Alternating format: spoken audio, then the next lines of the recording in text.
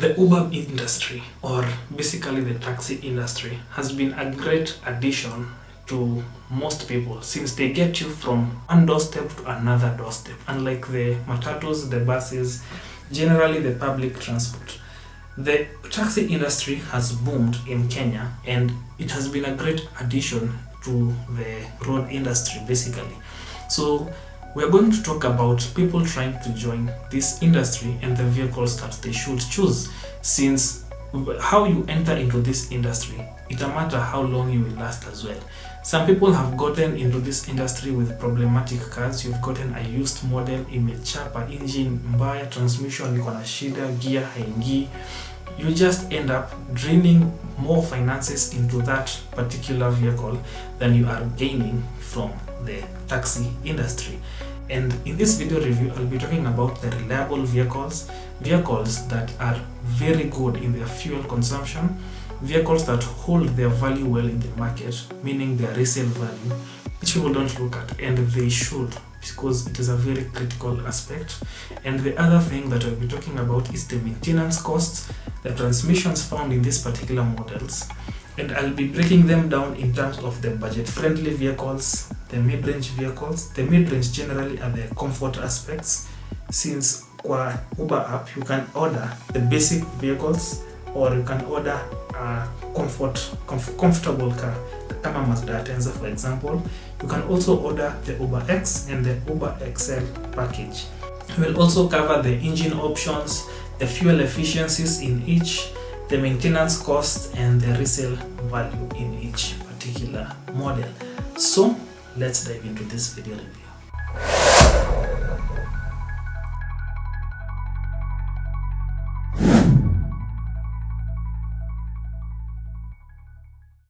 Key factors to consider when selecting a vehicle for Uber basically, it has to be fuel efficient, the transmission that is in that particular model.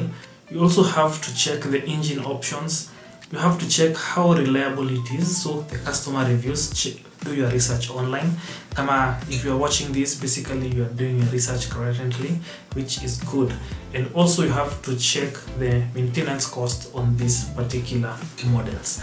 And I'll cover all that today, starting off with the budget-friendly options. So these are vehicles zinaitwa Kadudu in Kenya, which are small vehicles, the hot hatch basically.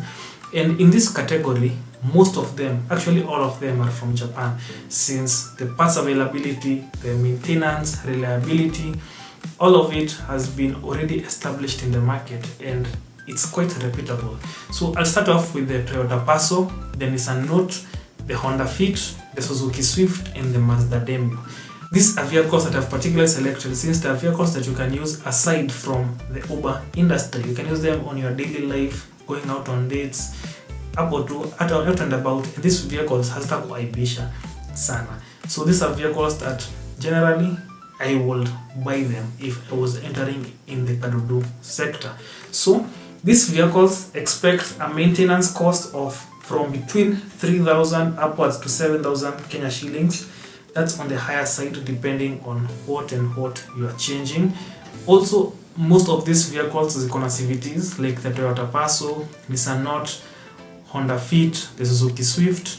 Mazda pekee ndo hazikuangi na CVTs, but CVTs generally tend to get you better fuel efficiency and also the hybrid models. Tukianzia na the Toyota Passo, we have two engine options, the 1000cc and the 1300cc. Both are very fuel efficient. They can get you from 18 to 20 kilometers per liter depending on how you drive. The cost of this vehicle itatoka from 600 to about 950,000 Kenya shillings depending on the condition, year, and other variables. Kama trim unapata that model in. Going onwards to Nissan Note, we have two engine options. Zote ni 1200cc, but moja iko aided na an extra battery, making it an hybrid, which is the Nissan Note e-Power.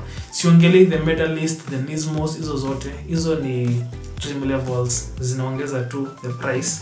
And when you're entering into this industry, I believe you're looking for a very easy and very budget-friendly option. So you can find the e-Power base model, quite clean, quite lovely on the inside as well. Ni venye tu haitakuwa na hizo aesthetics zinakuanga kwa the Nismo model. Now the fuel economy expect in the base model equal about 18 kilometers per liter, and in the e-power to be from 22 to 25 kilometers per liter. The price range is tatoka from 700 to also 1.1 million Kenya shillings depending on the trim level, condition and year of this particular model. Now, tukiingia Honda Fit, I want to talk about any other model apart from the base model, which is the 1300cc option, the petrol version, which is the most reliable according to me. ERS hiyo ni a truck. I don't consider it a budget friendly option. Hizo utapata zinatoka huko 1.3 kwenda juu 1.5 million Kenya shillings depending on the year and condition as well. Tukiingia sasa the Honda Fit, the base model, CVT transmission, 1300cc and 20 kilometers per liter, which is to be expected. We also actually have the Honda Fit hybrid option, which is very fuel efficient, bado ni 1300cc, but watu wengi hawaijui ama watu wengi wanaongeleanga e-power majorly than the Honda Fit, which I think inafaa kuongelewa as well. Tukiingia Suzuki Swift, we have 1200cc under the hood. This particular vehicle consumes roughly 18 kilometers per liter, very fuel efficient, and the cost of this vehicle is 800 to 1 million Kenya shillings. Now the cool thing about Suzuki Swift, you can find them in manual or CVTs. See restricted to CVTs kama Nissan Note, hizo base model. So in that category, kama unapenda pia ku enjoy too, aside from working the Uber industry, you can use the Suzuki Swift kwenda tu ku enjoy na hiyo manual yako very nicely, since it's a 5-speed manual, which is quite nice. 1200cc as well, very powerful vehicle. I actually prefer this vehicle sometimes in terms of the manual aspect.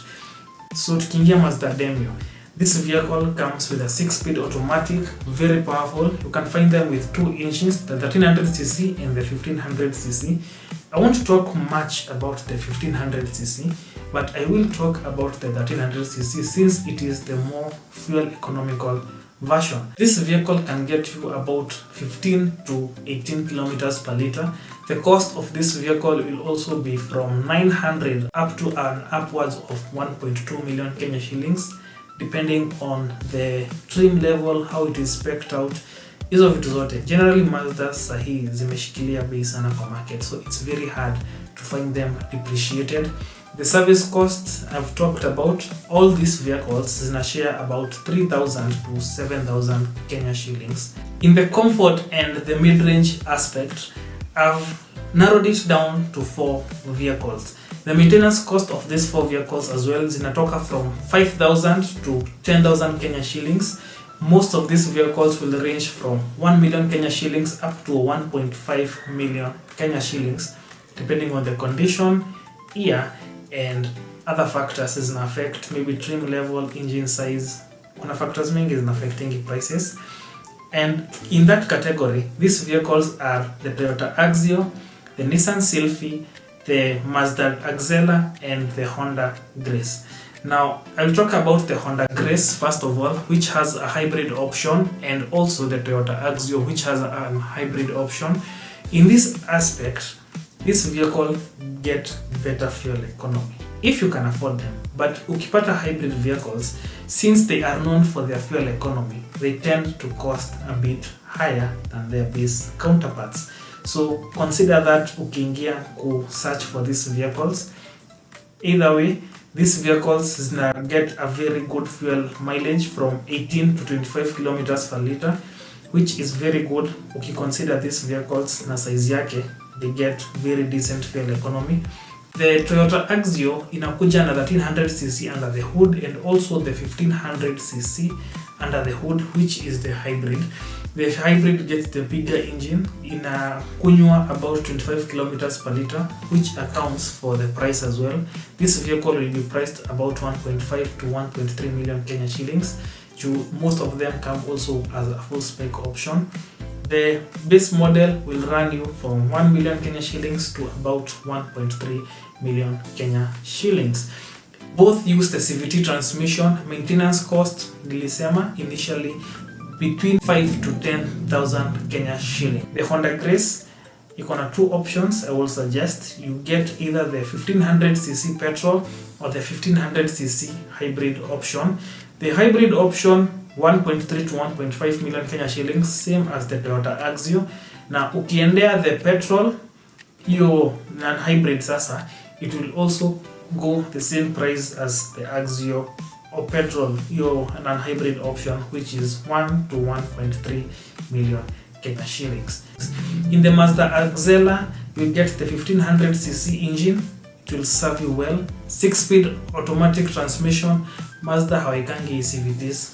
Hiyo ni disclaimer too, because you expect CVT yote from Mazda. So the Mazda Axela has the 1500cc 6-speed automatic transmission. Mileage from 18 to 20 kilometers per liter depending on how you drive. The cost of this vehicle from 1.2 to 1.4 million Kenya shillings.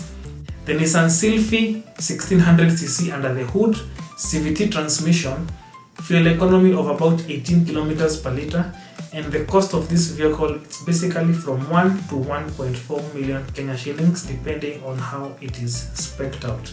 So let's go onwards to the Uber X categories. Now in this category, I've narrowed it down to two vehicles. Hizi ni kama ziko comfortable, zina offer luxury, ziko spacious, ziko very decent basically. And in this category you'll find the Toyota Premio and the Mazda Atenza. Now recently in the market we have had this conversation why the Premio imeongezeka bei sana and if it's comparable to the Mazda Atenza. Technology wise, no. Reliability, it's greater than. So hiyo ni na depend na mtu, but you will find two engine options in the Premio. Starting off, you'll find the 1500cc VVTi and the 1.8 liter VVTi. Now the 1500cc has the CVT transmission while the 1.8 liter VVTi engine gets the 6-speed automatic. Kama una prefer fuel mileage better, go for the 1500cc since it gets from 617 to an upwards of 19 kilometers per liter depending on how you drive. The 1800cc engine consume from 14 to 16 kilometers per liter. The maintenance cost in these vehicles, you will find them from 8,000 to 12,000 Kenya shillings, which is to be expected for vehicles of this price range. Mazda Atenza, the engine I would highly suggest is the 2-liter petrol, very reliable, very stable. Unaweza chagua diesel pia since mostly utakuwa kwa barabara, which will get you even better fuel economy, which is the 2.2 liters diesel, very reliable as well. The fuel economy expect from 14 to 17 kilometers per liter, which is very decent, very very decent. Maintenance cost similar to the Premium. Tukiendelea mbele in the Uber XL category. Now these particular vehicles ni mostly minivans. Minivans not the size of Sientas, the size ya Noahs, the Serenas, the Honda Odyssey, the Honda Stepwagons, those particular sizes. So in these particular vehicles you'll find bigger engines as well since they carry a bigger load. You'll get 2000 cc's under the hood in all these vehicles. Then all these vehicles actually zinakuja na hybrid options. All of them use the CVT transmission, and all these vehicles maintenance cost can run you anywhere from 9,000 to 15,000 Kenya shillings.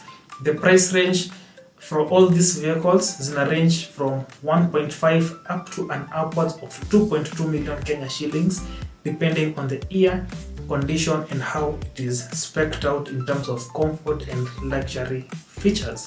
So these vehicles as you consume vibaya actually. If you consider Subaru Forester inakunya to 12 kilometers per liter, these vehicles get you anywhere from 14 to 16 kilometers per liter, which is quite fuel friendly. Now ukipata the hybrid options, even better for you. So these are the vehicles I would have chosen if I was entering into the Uber business. If you have any comments, remarks, any suggestions, if you're looking for a vehicle as well, you can reach out to me, list the options unaweza taka kwa comments. I will help you choose your next vehicle. So thank you for tuning in to Drive Dive, and see you on the next episode.